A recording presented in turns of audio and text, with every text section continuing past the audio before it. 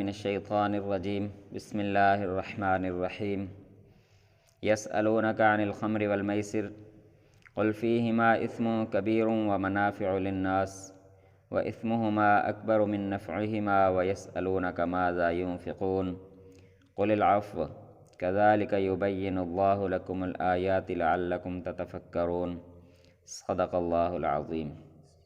سورۃ البقرہ آیت نمبر 219۔ اس مبارک آیات میں دو سوالات کا جواب ہے۔ ایک سوال شراب اور جوئے کے بارے میں کیا گیا کہ اللہ تعالیٰ کی نظر میں، اللہ تعالیٰ کے نزدیک شراب اور جوئے کی حیثیت کیا ہے۔ دوسرا سوال یہ کیا گیا کہ ہم اپنی آخرت کے لیے، اللہ کی رضا کے لیے کیا خرچ کریں، کتنا خرچ کریں۔ تو پہلے سوال کا جواب یہ دیا گیا کہ دیکھو،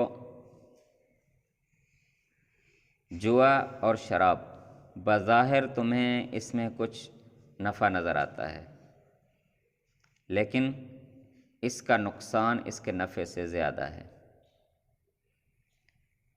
جوئے میں لوگ اپنے وقت گزاری کے لیے گیم کرتے ہیں، کھیلتے ہیں،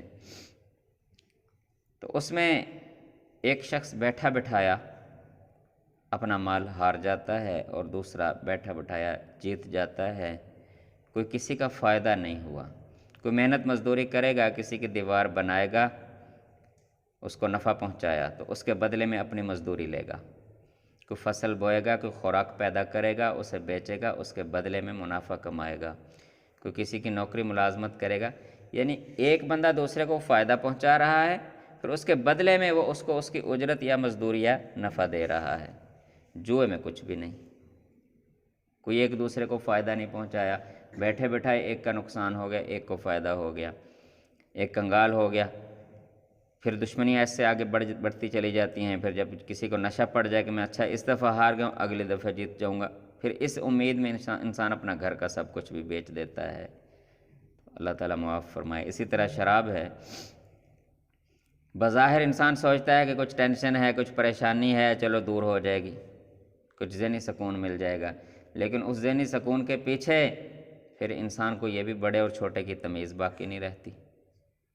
سامنے ماں ہے، بہن ہے، بیوی ہے، بیٹی ہے، فرق نظر نہیں آتا، انسان کا دماغ آؤٹ ہو جاتا ہے۔ تو ایسا وہ کچھ انسان نشے میں کر لیتا ہے کہ اگر ہوش میں کرے تو شرمندگی ہو جائے بعد میں، تو بڑے بڑے نقصانات ہو جاتے ہیں۔ تو اللہ تعالیٰ فرماتے ہیں تم چھوٹے سے نفع کی خاطر بڑے نقصان کی طرف جاتے ہو، اس لیے اللہ تعالیٰ نے تمہیں اس سے منع کیا ہے۔ اور کوئی تمہارے ساتھ دشمنی نہیں ہے اللہ کو کہ تمہیں منع کیا جا رہا ہے، یہ تمہارے نفع کی باتیں ہیں۔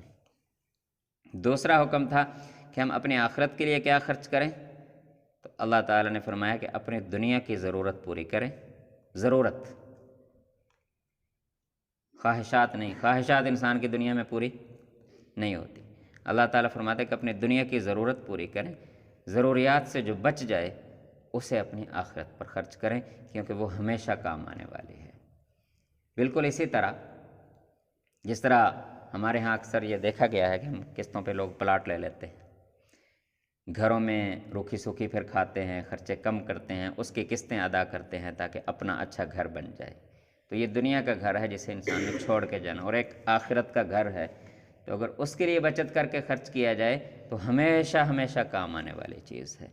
تو اللہ تعالیٰ فرماتے جو تمہارے دنیا کے اخراجات سے بچت ہو اسے اپنی آخرت کے لیے سیو کرو، قسطیں بھرو آخرت کی، جنت کی۔ تو یہ اصول اللہ نے 1400 سال پہلے بتا دیے، جو ہم آج دنیا کے لیے، دنیا کے پلاٹوں کے لیے استعمال کر رہے ہیں نا قسطیں، تو اللہ نے فرمایا کہ جو تمہاری دنیا کی ضروریات سے بچ جائے اسے اپنی آخرت کے لیے استعمال کرو۔